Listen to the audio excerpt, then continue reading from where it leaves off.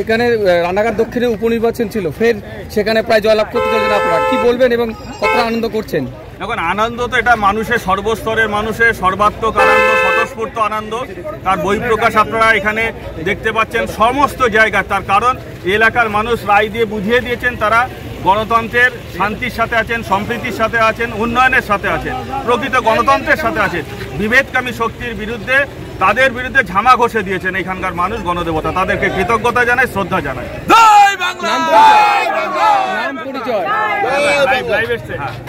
নাম পরিচয়? হ্যাঁ, দেবাশিস গাঙ্গুলি, রানাঘাট সাংগঠনিক জেলা তৃণমূল কংগ্রেস সভাপতি।